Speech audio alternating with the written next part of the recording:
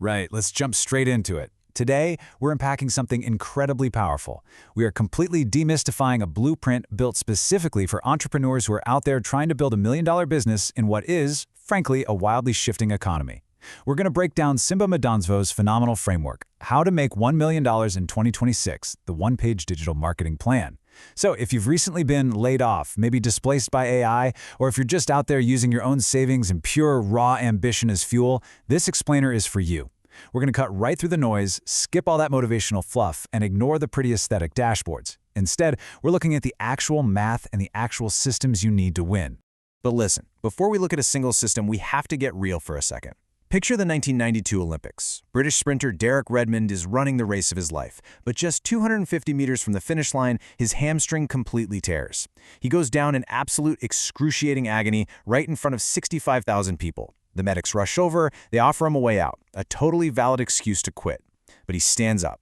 Weeping in pain, he literally hobbles to the finish line with his father physically holding him up. Simba starts his entire marketing plan with his visceral story because, let's be honest, building a business feels exactly like this. It's that terrifying moment when everything you've trained for just collapses in public. The medics, which in our world represent that safe, comfortable corporate job, they offer you an easy exit. And the only thing keeping you moving forward is a totally private, lonely decision to finish. Nobody else can make that choice for you. And the reality is, right now, a whole lot of people are being forced to make that exact decision. The data from Goldman Sachs and Citigroup is honestly staggering. 300 million global jobs are being disrupted. 300 million.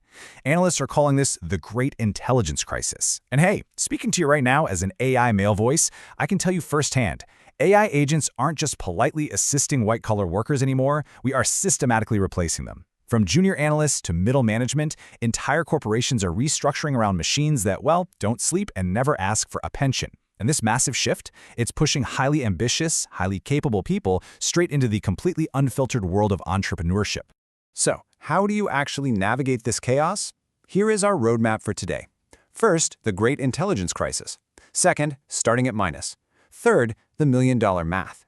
Then, playing the attention casino, followed by the 5-step marketing plan, and finally, crossing the finish line. Okay, part 1, the Great Intelligence Crisis. To put this in perspective, just look at the sheer scale of the shift happening right under our noses. Citigroup estimates that up to 54% of banking jobs could be displaced by AI, more than half. The traditional safety nets are literally vanishing.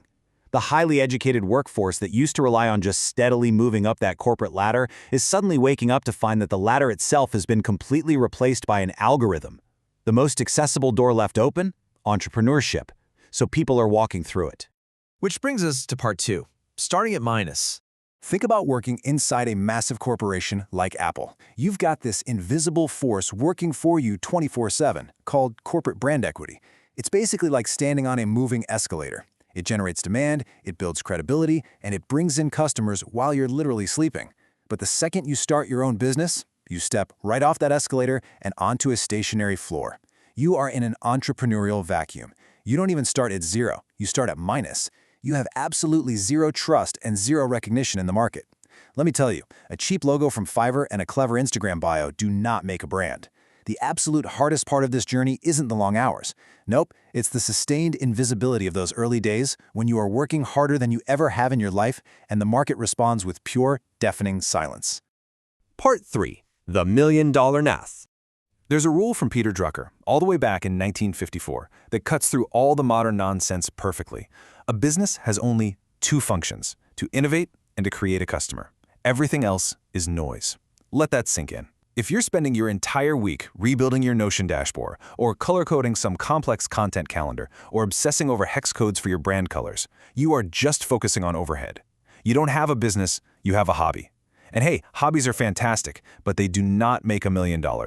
The market is brutally simple. It only judges you on the real value you deliver and your actual ability to turn complete strangers into paying customers. Now, to generate that kind of value, you're bound by exactly 3 variables: money, skills, and time. If you've got money, great. You can hire real developers and marketers to compress time.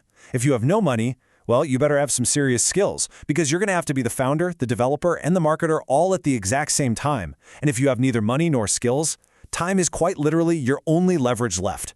But here is the unbreakable rule for 2026. If you aren't AI first in your operations, you are going to be crushed, period. Someone else is going to do the exact same work faster, cheaper, and at a massive volume. You have to use AI for the logic and the repetition, so you can save your human energy for creative judgment and high-level strategy. Don't believe me? Let me give you some undeniable proof of what this actually looks like in the real world. $401 million. That was the very first complete calendar year revenue of a telehealth company called Medvi, founded by Matthew Gallagher. Get this. Gallagher started Medvi with just $20,000. He spotted a massive, gaping hole in the market for fast, private access to GLP-1 weight loss medications. But look at the incredible leverage he built.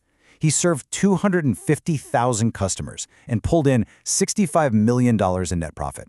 And he did the whole thing with exactly 2 employees. 2! How is that even possible?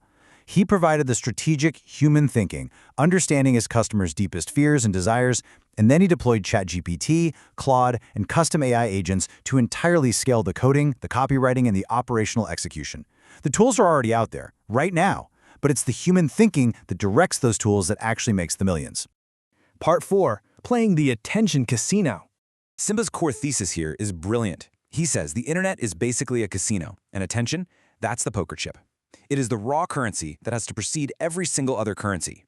The problem is, most entrepreneurs hear marketing and they instantly translate that into, I need to go viral.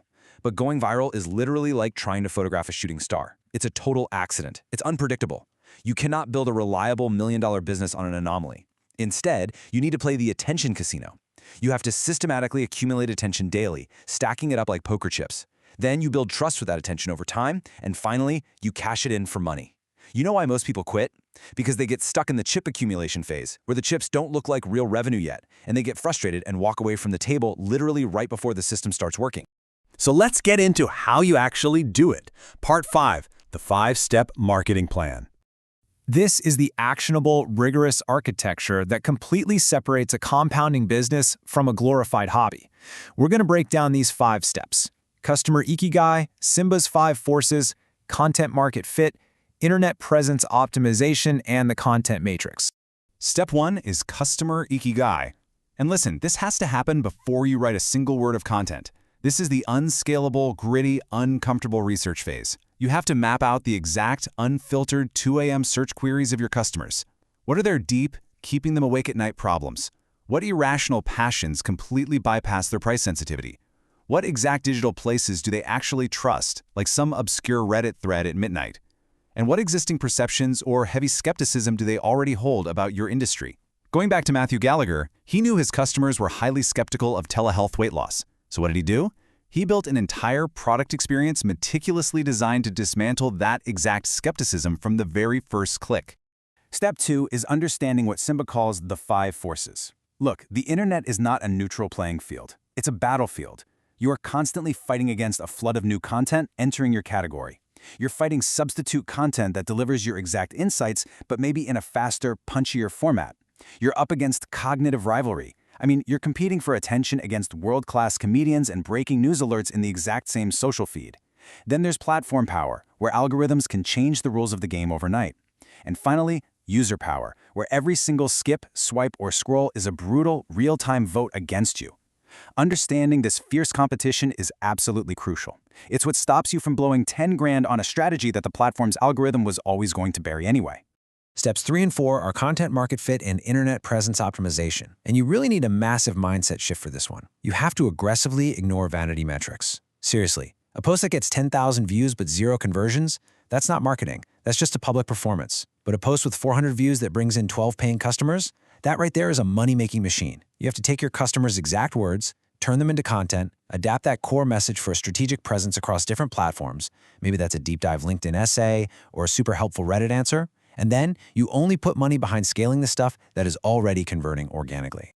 Step 5 is Simba's content matrix. This is where you become a ruthless operator. You classify absolutely everything you put out. You have your stars. These drive high engagement and high conversions. You scale those with paid ads. Then you have catch-22s. They get loads of attention but 0 sales. For those, you need to build a bridge to a commercial action. Then there are evergreens. These are the quiet winners that just convert steadily over years. Protect them at all costs. And finally, the zombies. No engagement, no conversion, delete them, ruthlessly. Every single zombie is just cognitive debt that clouds your judgment and stops you from understanding why your stars actually worked in the first place. Conversion is your only lead metric. Everything else is just a supporting actor. Part 6. Crossing the finish line. For anyone who has been displaced from a corporate job, moving from the safety of corporate brand equity into the cold, empty entrepreneurial vacuum is terrifying. It just is. But that minus to zero journey, that is a graduate-level real-world education in customer creation that absolutely no corporate job could ever teach you.